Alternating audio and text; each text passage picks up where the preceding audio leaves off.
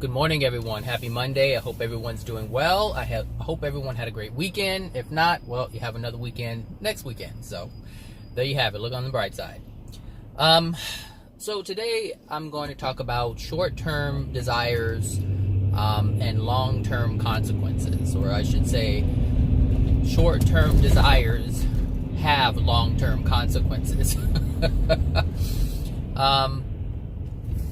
And that's only partly true. It's only true from the perspective of the person who is experiencing them. But from the creator's perspective, or from the perspective of having or looking at the grand scheme of things, it is only short term. But for us here on Earth, it is a long-term consequence that we generally get when we have short-term desires. When we're not clear about the reasons why we are having the desires, and just the overall connections, because there's connections to everything that we do. There's connections to every single thing that we do. It's connected to this, it's connected to that, and the reason why this is coming up is because this weekend I had a lot of, or I should say, I was having an awareness of the red table talk, I think it is, with Jada Pinkett. So a lot of people were posting things, and they're always posting something, but this weekend it was just like a huge focus on it. Like, I was just really reading what they were saying, and I was responding to some of the things, and giving some clarity as to what was going on, and it was actually accepted for the most part. I didn't get a lot of resistance like I usually do, which is a change, and that has to do with the change in me, which hopefully I'll remember at the end of the video to share. But anyway, short-term desires do lead to long-term consequences, and one of the things that came to mind, because there were a lot of women who were posting about just their problems, but it seems to be a woman driven group. There are some men in there, but they generally don't say much. And this is interesting because the men who do post things, there are things like the women are very harsh on men, or the women are very harsh on fathers, and that was just the theme. And if you listen to any of my past videos, and that there's a huge influence of women's spirits who have been harmed while they were here on Earth, and they're angry, and they have an opportunity to influence other women in order to get back at the men here on Earth. And so there's just a lot of influence, and so there's always a lot of opposition for the men from the women. But anyway, there were just a lot of questions that, like, one of the questions was, I think someone, I don't know how they worded it exactly, but they were saying that they're noticing that why are women having to be the one supporting the household? And it was interesting that came up, because this is what the fight was all about. This is what the fight for equality was all about from the women. They said they wanted to be equal. They wanted to have the equality that men, they wanted to have the same rights and privileges that men have.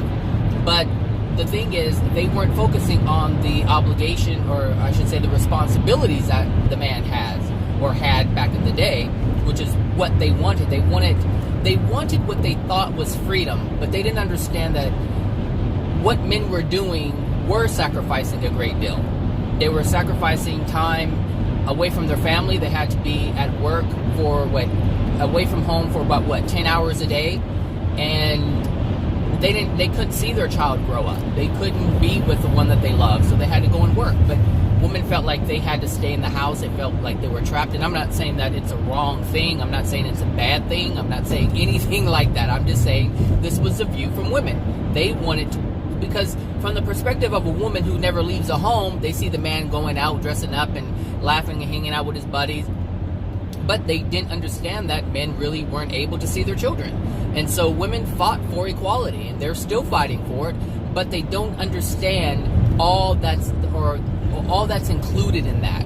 what is included in being a man back in the day? Like, what did that encompass? And they weren't seeing all of it. They were just seeing what they wanted to see, because they were seeing it from the perspective of being hurt.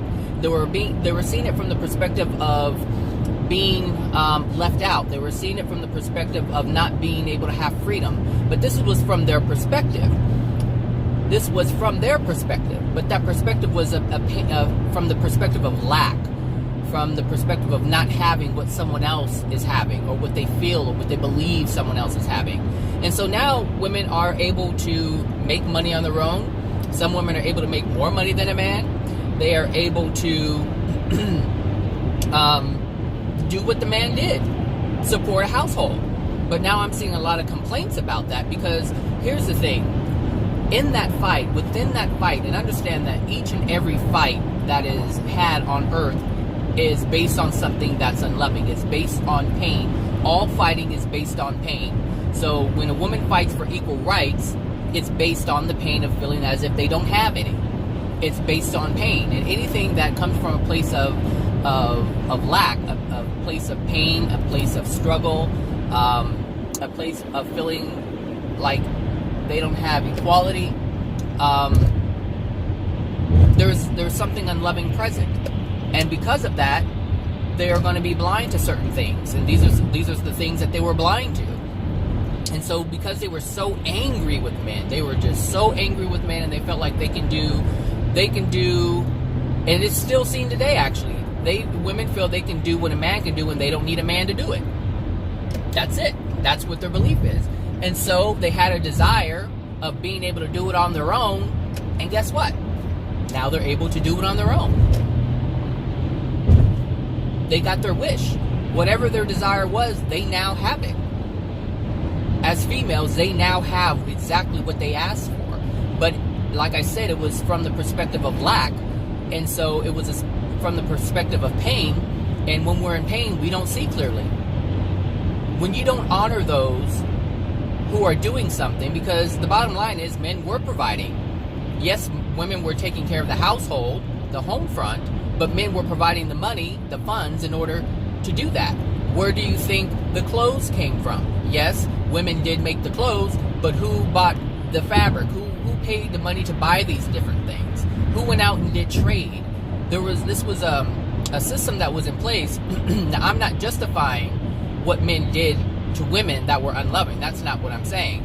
But what I'm saying is women had a desire for something, and now they have it. But that short-term desire led to long-term consequences. And the consequences to that is now they have to provide for themselves. Now the men are not present. Now they have to work. And now they're not even able to raise their children. Now the women are not even present in their children's lives. That's what's going on right now. But this is the desire of women. And women have the same ability as men, which is to manifest. And this is what they manifested. And at the same time, men have manifested whatever they wanted. So now, they want to be free. Men wanted to be free. They didn't want to have or feel like the pressure of being obligated. And now they don't. Now they're out of the scene. Now they're banging out babies left and right with all different kinds of women. So it's like the women are getting what they wanted. The men are getting what they wanted. But because they didn't see the unloving ways of their short-term desires, now they're experiencing the long-term consequences. And these are the long-term consequences. Men can't find a woman or a woman who wants to be in an equal partnership, because the women now feel like they don't need a man at all. The men have the freedom. Now they don't have stability in their life. They don't have one woman in their life where they can spend the rest of their life with. They don't allow themselves to get to know or meet their soulmate, because they're too busy banging every girl who's allowing themselves to be banged. And that's just the way that it is. It's like all of these short-term desires are resulting in long-term consequences. Now, they're long-term because it feels like forever while we're living here, but we have the rest of our existence. I mean, like I said, they're spirits who are over 100,000 years old. 100,000 years old. Some are just 50,000 years old. And that's nothing compared to 80 years here on Earth, but it feels like forever, but it's not. So when I say It's long-term consequences, but in the beginning of the video I said it's really short-term. It really is short-term in the grand scheme of things. But when we're living in the now moment, it seems like forever. But we have to understand these long-term consequences, where they're coming from. Because I know women who really can't stand men, and they call them sperm donors. They do this, like, I really read this stuff. Like, women are like, oh, sperm donors. They're just sperm donors. And so, but understand that the women who are calling men sperm donors are getting just that. Sperm donors. They're not getting men. They're not getting fathers. They're not getting husbands. They're not getting any of these things that are of benefit to them or their children. They're getting sperm donors. Why? Because that's what they see. They're manifesting their desire. Remember I said that we desire things that are within our soul. So how we truly feel is really what our desire is. It's not what we think. I see women all the time. Why is it hard to find a good man? Well, that's easy. You're not a good woman. You can't find something that you're not. You can't attract something that you're not. So what is it about yourself that is not a good woman, or not a good person, not a good soul, not a loving soul? It really doesn't matter if it's male or female. It goes both ways, but I'm just using it because this is how we understand life to be. Male, female, but really it's just the soul. You cannot attract a soul that is loving. So you attract a soul that is not unloving. And this is the guy that you call the sperm donor. And it's just the same thing for men. You know, why can't you find a good woman? Well, because you think all of them are bitches. It's that simple. You think all of them are trifling, lying, sneaky, slithering bitches. And the same thing with women. They think the men are lying, conniving, sneaky assholes, jerks, sperm donors. And these are the beliefs, these are the feelings of people on earth. And so of course you're going to meet up with these people because that's what you have in your soul. That's what how you feel towards something. And that what you put out, you get in return. So we have to be careful of these short-term desires, because they lead to long-term consequences. They really do. So a woman may want to get pregnant and have a baby, but does she really know what's within her soul that's going to dictate what the time, or I should say, what the consequences are? Does she understand what's in her soul is going to affect her and the baby? Does she understand that the child is going to be affected for the rest of its life based on her decision? Her feelings of hating men, meaning she's going to hate the man that is the sperm donor, and at some point they're going to break up, and then at some point her child's going to be fatherless, and then she's going to end up saying that men are deadbeats. Does she understand that?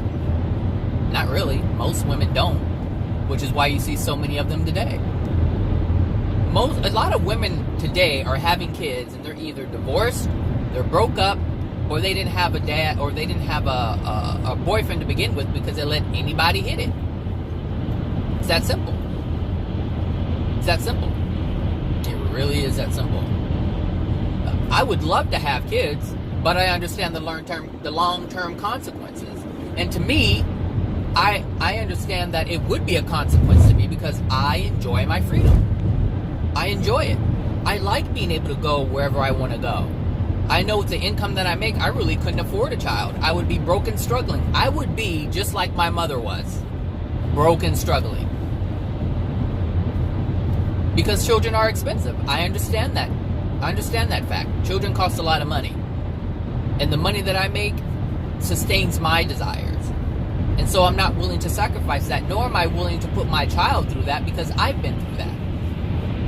But I'm really not focused on the child. I'm focused on what I want, my desires, not an unborn child, not a soul who hasn't been incarnated yet, not a soul that has no awareness or no awareness, no consciousness. I can't worry about that. There's nothing to worry about.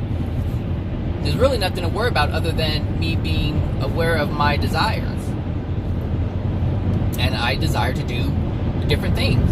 I don't want to be lugging around a car seat, pushing a stroller here and there. It's bad enough I have a dog. The dog is the extent of what I want right now in terms of taking care of another.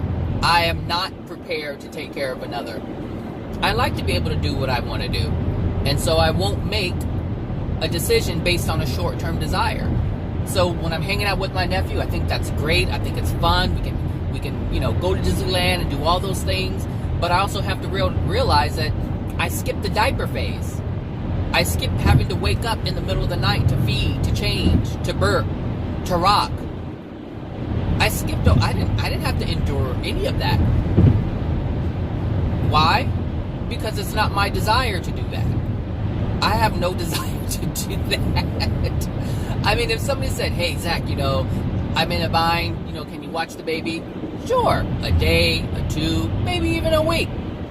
But for years, oh no. Because the long-term consequence isn't just going to be for me. It's going to be for the baby too. And that's what I know. That's what I know. That's what I think about. Because when it comes to harming another soul, and I'm involved in it, I have to look at what my short-term desires are. I have to look at what it's connected to. And I wouldn't want to do that. I wouldn't want to resent my child. And there's a lot of parents out there who resent their children, but they won't say it. They won't say it. They won't acknowledge it. They will not acknowledge the pain that they experience from having a child. Because they have a child for many different reasons. Sometimes it's accident. Sometimes they want to be loved so badly, and it's not even love, that they'll allow a guy to just do anything to them, and then they end up with the baby. And now they don't even have a boyfriend. It's just some random guy. That's it. There's major consequences to that. Major consequences to that. But because of the lack of love for self, that person wanted to seek something that they thought was love when it really wasn't.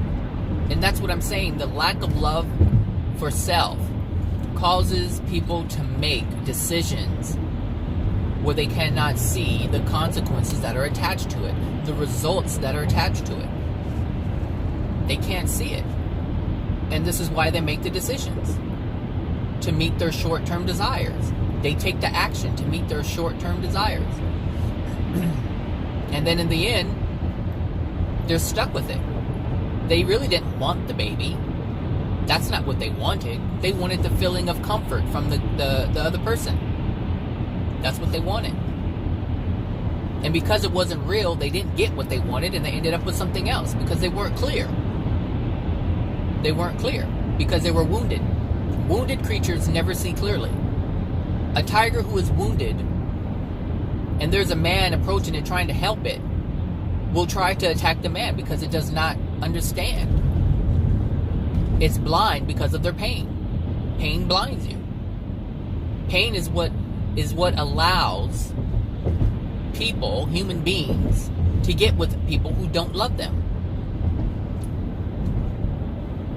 Because there's a great deal of pain. They feel they weren't loved, or they have a feeling of not being loved. So they feel, if I go ahead and let this person be with me, then I'll feel the love from the person. Not understanding that they're being used. Just a sexual object or a bank, People are different things to different people. A man can believe a woman loves him, and all she really wants is his money, his status, his title, if that's what it is.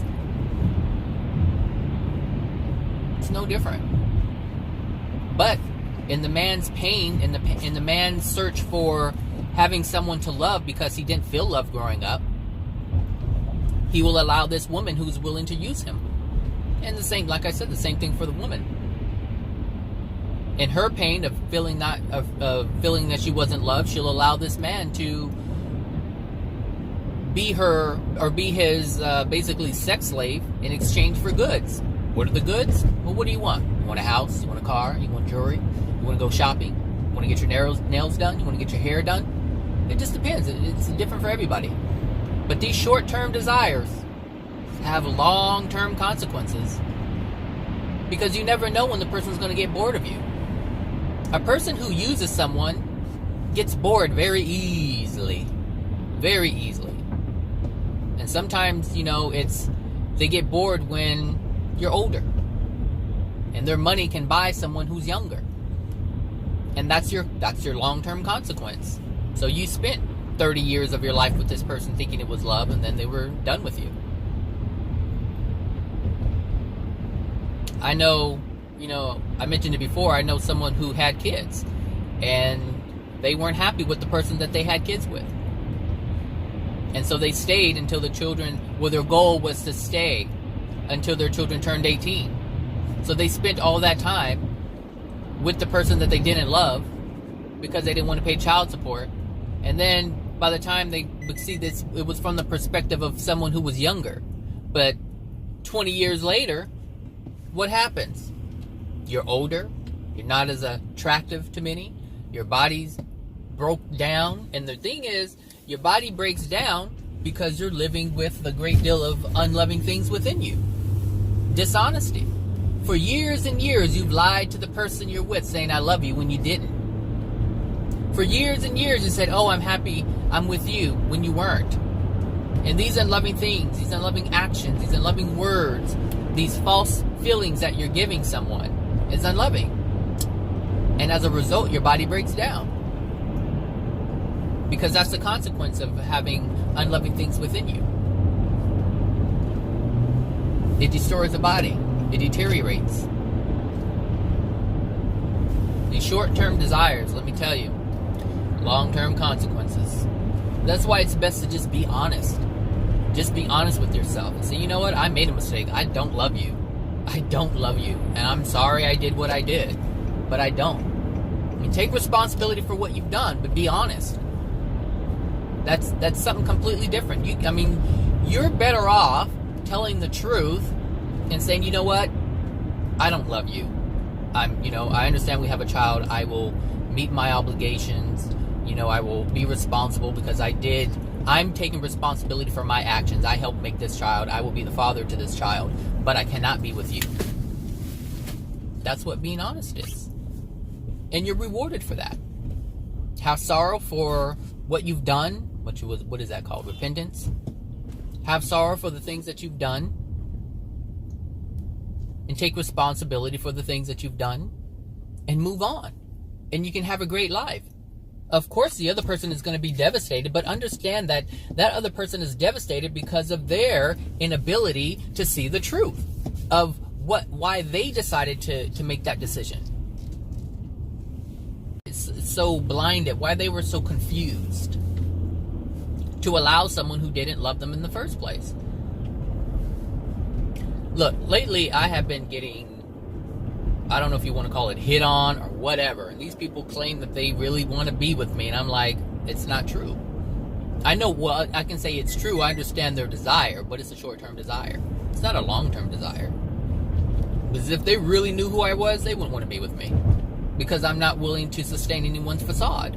Especially the one that they're presenting to me right now. I know for a fact that it's a facade.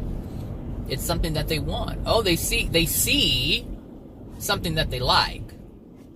Whatever it is that they see it. And I understand that. But they don't know the whole of me.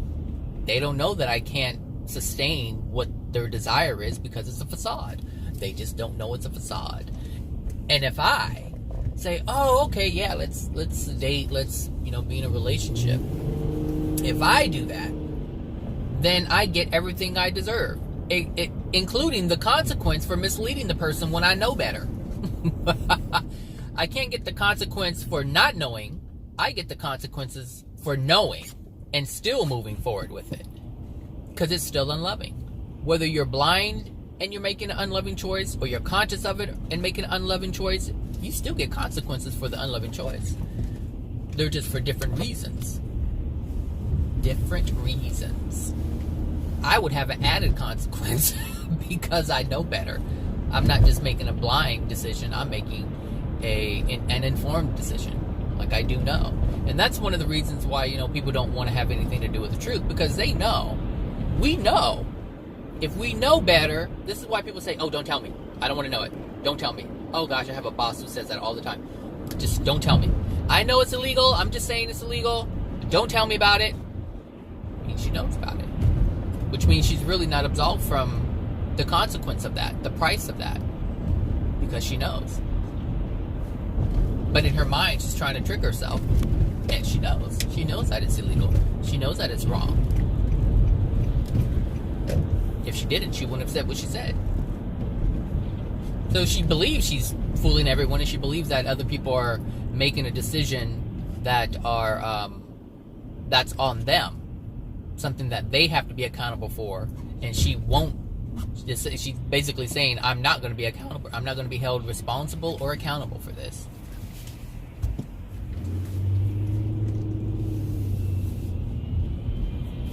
That's what she's saying.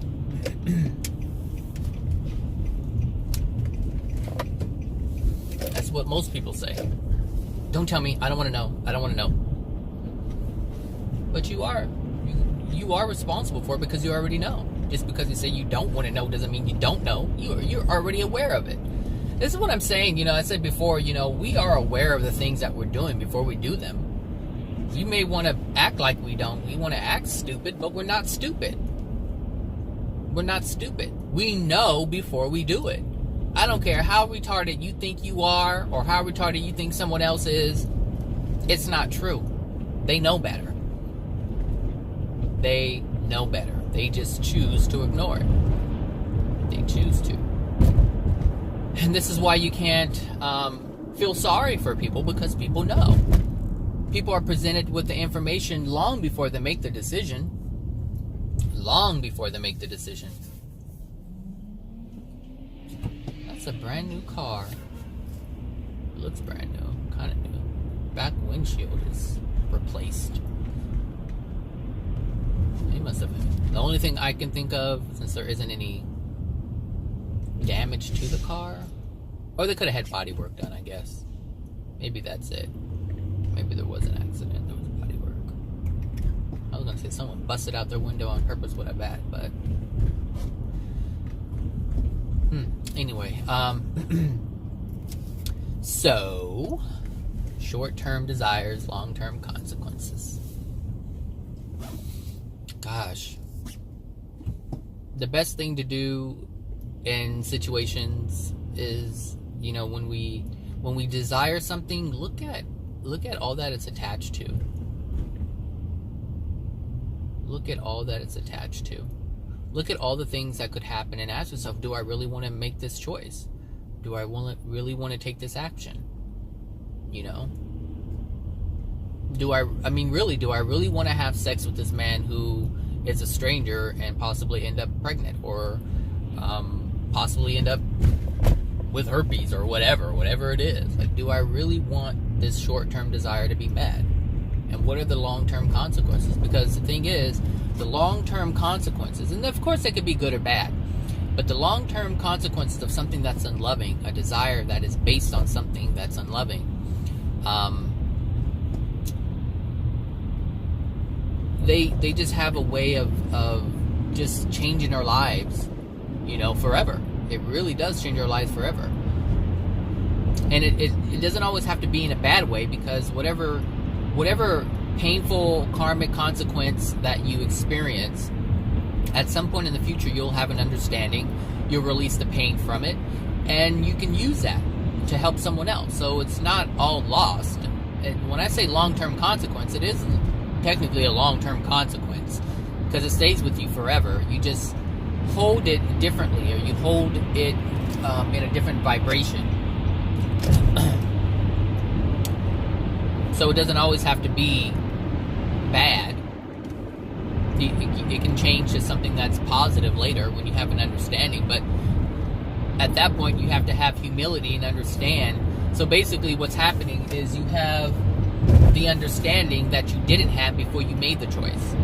So after you make, and this is with everything that we do, every action that we make, there's a consequence associated with it. And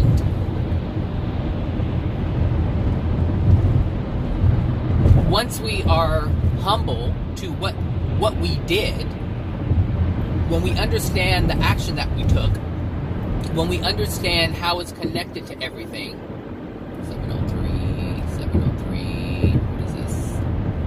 when we are aware of the mistakes that we made, because being aware of a mistake is actually understanding why we did what we did when we did it, which means we now have the clarity that we didn't have when we made the decision. And so that's the mistake. When we learn of it as a mistake, we truly learn of our decision. And we know not to do that again. So we now understand what we shouldn't do. Now we have the understanding that we wish we had before we made the decision, but you end up having the knowledge, you end up having the understanding, you end up having the knowing. And that's what really matters. That's what matters. So at the end of the day, I don't know which day it's going to be, but at the end of the day, it could be a day 50,000 years from now. It could be 50 years from now. It could be 10 years from now. It can be today. So at the end of the day, whichever one you choose to have the light bulb go on, you'll have the knowing that you didn't have before you made the decision, before you made the mistake. We're always making mistakes. And if we're making mistakes, it means we don't have the knowledge. I should say it's not the knowledge, because you can know better and still make the decision. It's the understanding. We don't have the understanding. But when you have, and here's the difference. Knowledge is in the head. Understanding is with the soul. Knowledge is with the head. Knowledge is with the mind. Knowledge is with the brain. But understanding is with the soul. You may know that a consequence may take place if you make this decision. You may know that, but that doesn't mean that you're not going to make the choice. But when you have an understanding as to what your decision is going to do to yourself and other people, when you have that soul-based understanding, you don't make the choice because you understand the consequence. You understand that the price is too high. We know a lot of things, but do you understand it? People know about the Bible, but do they understand it? If you understood the Bible on a soul level, then you would understand that the Bible holds both truth and lies. But if you just know the Bible, then you make mistakes based on the knowledge that you have, because you yet understand the knowledge that you have. You don't understand what you're reading, you just know that you're reading something. You have a grasp of it, but you don't understand it. And understanding really is of the soul. And I seek to understand. Trust me, I seek to understand. That's my goal, is to understand. I want to know why the things are working, but on a soul level. I've always been interested on why people do things. Not just on the surface level. I want to understand what made them. As a child, I used to always wonder what made them make that decision. Why did they say this? I don't know where this comes from. I just know I had this curiosity. I can't tell you where it comes from. But I wanted to understand why people did and said the things. I mean, the smallest of things. The smallest of things. Why did someone use a particular word? Really, like that's how I was that's how I was as a child. Trying to have an understanding why people make decisions. That was a desire of mine, to have that understanding. And look here today, I have understanding as to why people make the decisions that they make, why they choose to take action in the manner that they take them. Why do they say things? Why do they choose certain words? I remember maybe it was in 2009, someone was talking. It was at work, and they were talking about a client, and they used the word highfalutin. And it was important for me to understand who used that word. And so I said, you use the word highfalutin. Is that your word or their word? And that person said, it's my word. I said, okay. Because the words matter because people have different perceptions and understanding of certain things. And when you use certain words, it gives you an idea as to where they are, how they feel about something, towards something, how they feel about themselves. A highfalutin person isn't going to refer to themselves as a highfalutin person. A person who doesn't consider themselves highfalutin will use that term. And that means that they feel that they are less than in some way, shape, or form. And this is why I'm saying it's so important for me to understand why people do the things that they do and say the things that they say, because it gives me an understanding as to where they are emotionally. Now, as a child, I didn't know this is what I was looking for. I didn't know it gave me insight in terms of emotions, where they stand emotionally, their feelings on a soul level. I did not know that. I just wanted to understand why they would say that, because I knew it had to do something with how they perceive something, how they feel, but I didn't know the definitions that were all associated with this. So I guess you can say from a child, I was always interested in the soul. I was always interested in the feelings of someone, how things operate in terms of the soul. I guess I've always been interested in that. I just didn't know that's what it was called. You know, I guess it's like a child who loves airplanes. You know, they just like airplanes. But what drives that desire to know more about airplanes? They want to understand, how does it stay up in the sky? Sure, as a child, we know we can see it. You know, it's big, it's grand. You know, when dad takes the child to the airport because he wants to see the airplanes take off and land, it's not, oh, I want to be a pilot. It's wanting to understand what's happening, what's going on. Have a true understanding. That's it. Sure, they may want to fly it. Oh, it's cool, I want to fly that. But there's something deeper there. Anyway, but yeah, back to short-term desires and long-term consequences. I was actually thinking about work. You know, it's like, at times I wanted to be, you know, part of management, part of that, but it was a short-term desire, because I wouldn't want to do it long-term.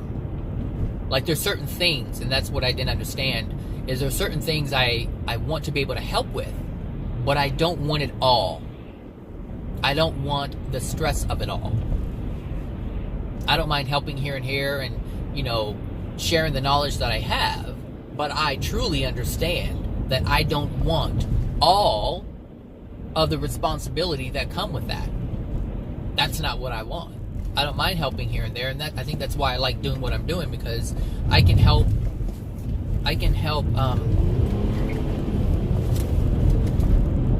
people in my way when I'm ready.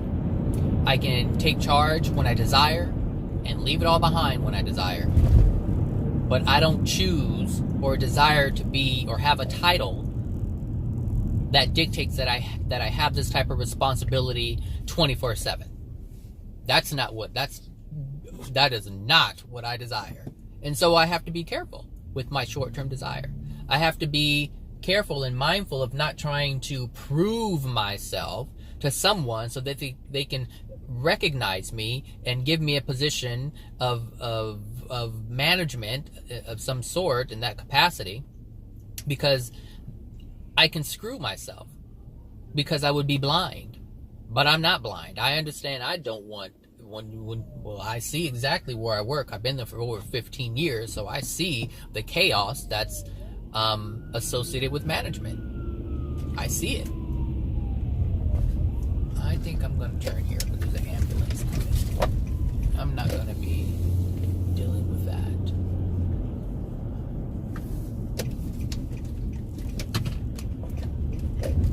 So,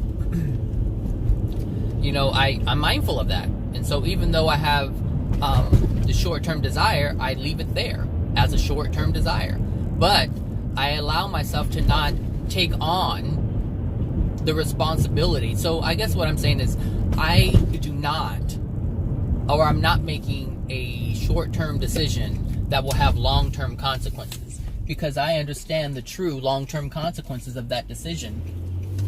And I'm not going to allow that to happen. I'm not going to suffer from my from a decision, especially when I know better. Now, if I didn't know better, and this is what happens to a lot of people, they're like, oh, I want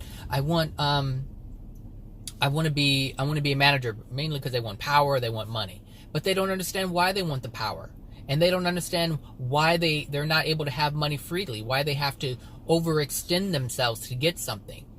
They don't understand, like, if someone doesn't have or feel they have enough money, they don't understand why they feel that way. And so what they do is they try to do things to make more money so they don't have that feeling anymore, but never really understanding what that feeling of lack comes from. And so they dig themselves a big old hole. They create a long-term consequence to a short-term desire. But it's because they don't understand the desire. They don't understand it. Yeah, in their mind quickly they want money. Yeah, money, a raise, a promotion. Boom, I got it. And then they're not able to see their family anymore because they're working 12 hours. Now they're made salary. And now they don't get paid anymore, and they're working way more than what they're getting paid. Oh, that happens all the time. People are like, oh, I'm salary.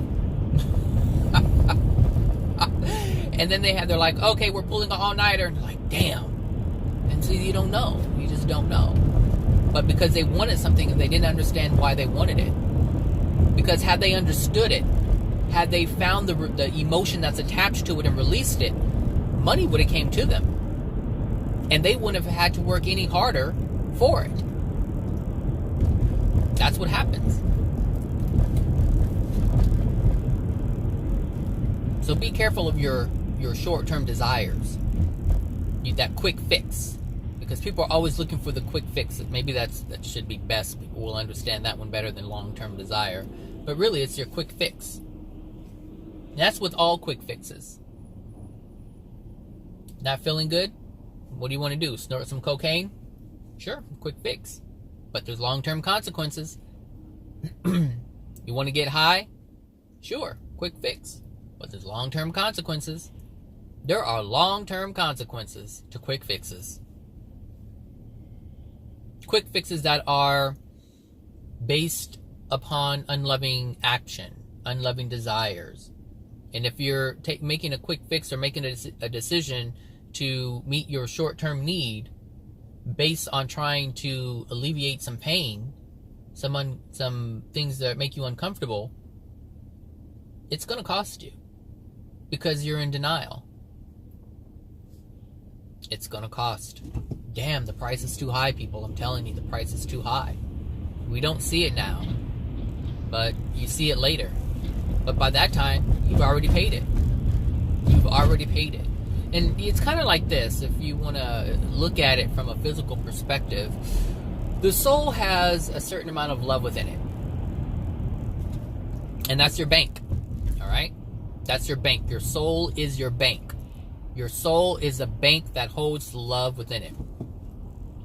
And every time you make an unloving choice, every time you take an action that's based on a lack of love, something happens. You have to pay for that. And you pay for it by giving up the love that's within your soul. So every unloving thing that you do, every unloving action that you take, every unloving thought, projection, it doesn't matter, whatever it is that you expel from yourself, both energetically or physically, it costs your soul. There is like a debit card. And so they take out money. They take out love. That's the cost. And because you do this, and the universe is responding to your desires based on the conscience of your soul, if you don't have enough love in your soul, then you can't have the experiences that you desire, because you've already bought other things with it. You've bought unloving things. You bought unloving actions. You bought unloving projections. This is what you're buying. And it's costing your bank account.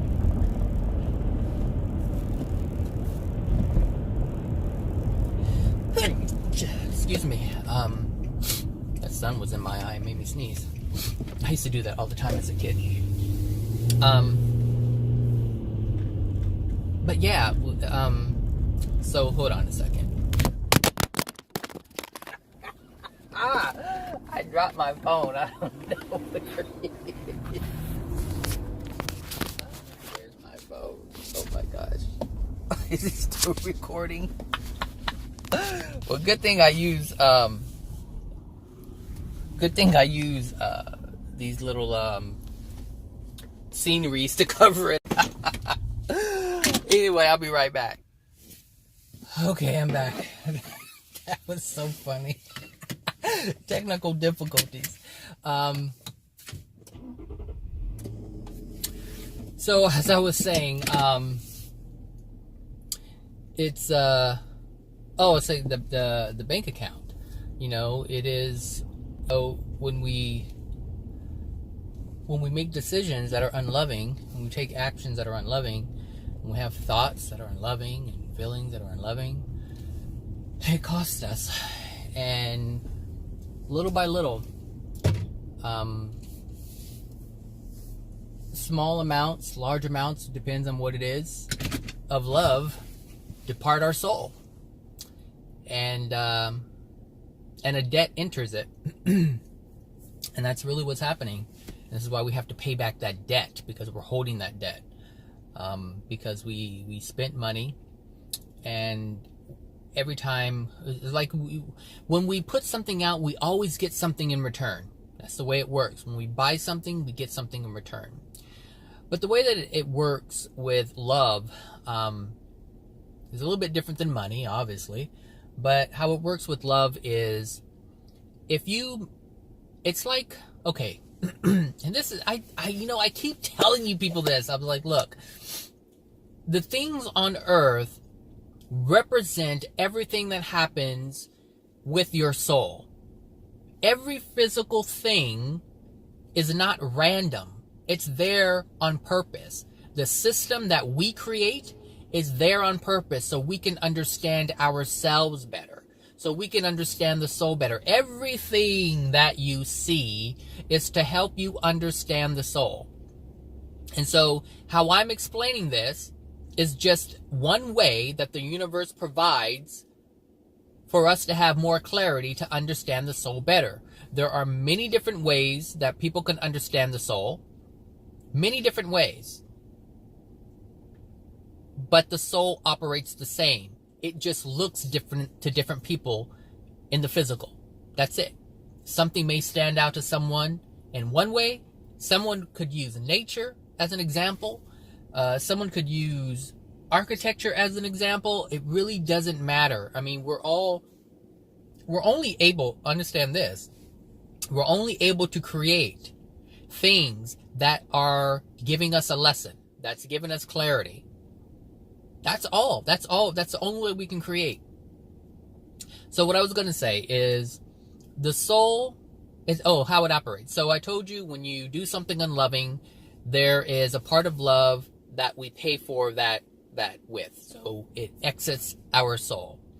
And a debt enters our soul. Because that's what happens when you buy something that's unloving. The consequence is a debt within our soul. And so we have to pay that back. We have to feel the pain of that. That's the payback. That's the debt. The debt is pain. We have to feel that. As it's released from us, we have to feel, because that's what the debt is. It's pain. So we have to feel the pain, release the pain, in order for love to get back into our soul. Because we gave our love away when we bought something, when we did our unloving act, we gave it away, and we're holding debt instead. You see? So in order to get that love back, we have to feel the pain. So we never give our love away like that. That's the lesson. If you want to learn, that's the lesson. All right? If not, you just keep on going until you have no more love in your soul to give. And then you're just having debt. But you can get the love back if you pay it back. If you pay that debt. Release it. Let it go. Let the debt go. But you have to feel the pain. That's the way to let it go. That's the way the Creator designed it. So that's the way that it is. Whether you like it or you hate it, that's irrelevant. That's what needs to be done. You can hate the design, you can hate the system, but you can't change the fact that it's the system. That's it. So, with celebrities can walk anywhere and people will give them things for free. They do not have to pay. They do not have to pay. They do not have to pay. You go to, if a celebrity walked into a donut shop and someone knows that they're a celebrity, they're like, oh my gosh, no, it's on the house. Don't worry about it. We love you. Yep, like that. It's just like that. And so the universe says, oh, you have love in your soul and you desire that and it's loving? On the house. You don't have to pay for it. Because you have love in your soul, because you're so great, because you're so grand, because you're so bright, you don't have to worry about it. It's on the house. And that's what happens when celebrities go anywhere. Hey, Ferrari wants to give someone a car. They just want to give it to them. So they give it to them. You know what? You're great. You're awesome. You don't have to pay for it. It's yours. People are literally given cars. They're just given cars. They're given houses. They're given access. They're given free food.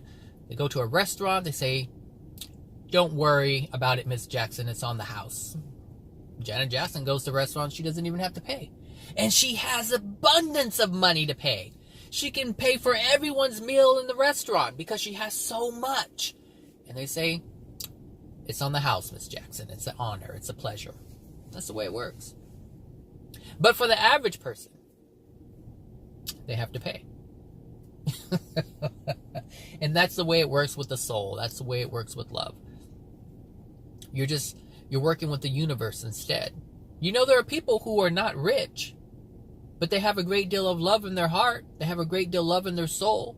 And people just give them things. They don't have to work for much. They have love. And people give them houses. They give them houses. Like, I use a story about, me and my house. And like, I didn't have to put down, I should say, I didn't have to save for a house. I didn't even know I was going to buy a house. And here the city gave me $60,000 as a down payment. Gave me. Free. Gave me. And I don't have to pay it back. Here I am in a house I didn't have to save for, meaning I didn't have to work hard and save and put it in this account and dream and wait and dream and wait and dream and wait. The house came from a childhood desire. And the universe made sure that it happened.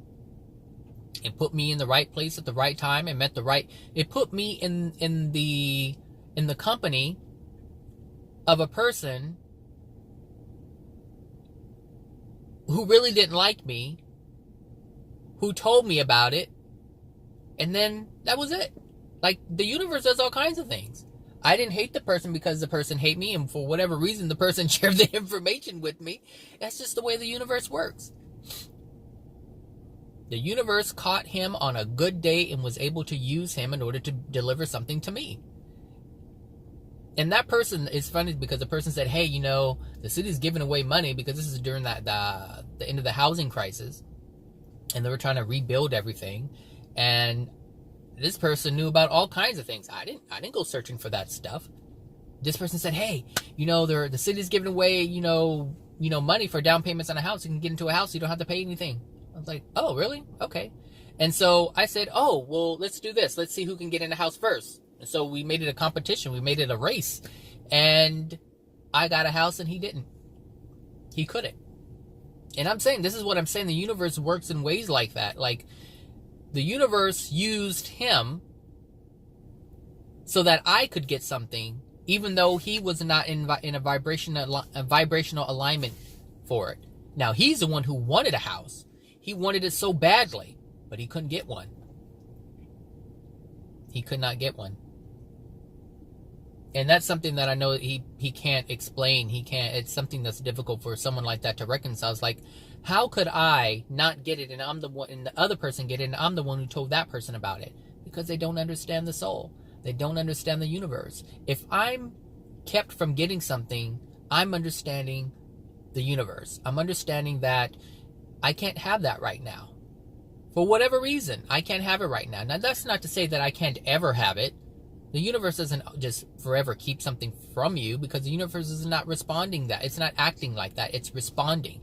It's responding to you.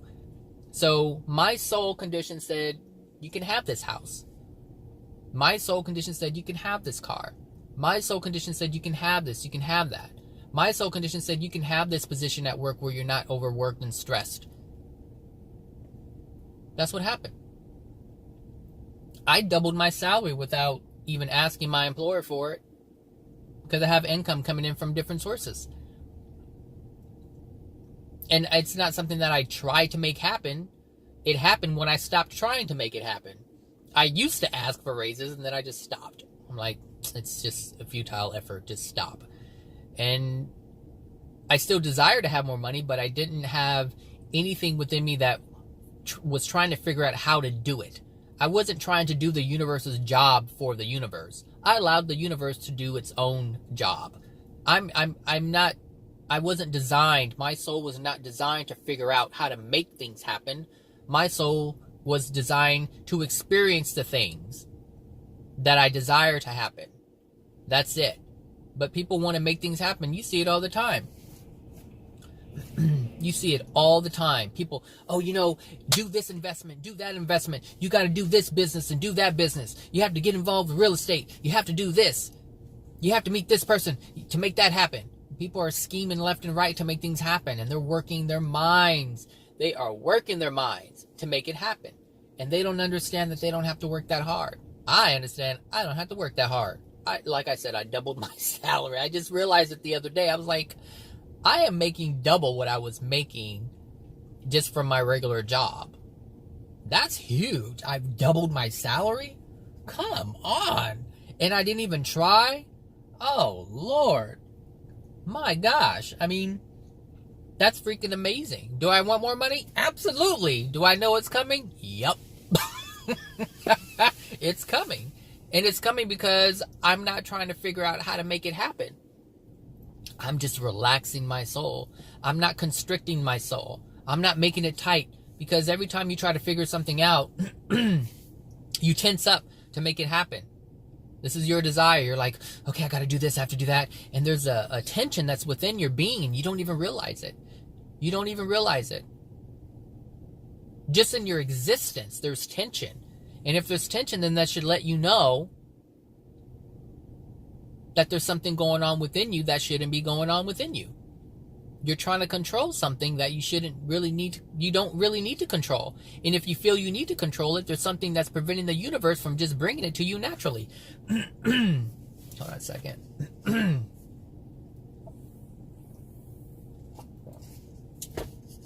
It's why I don't mess around. Where's my voice going? Anyway, that's, it's why I don't mess around with the universe. I understand it. I respect the universe. I respect the creator who created the universe. I'm not bucking the system, because I understand that the system was designed by something that is greater than myself. And for me to even have the audacity to think that I could figure it all out and change its course, no. The only way I can change its course is by accepting the truth. And the truth is, I am created by the creator. My soul is very powerful. It has the ability to manifest any and everything that it desires.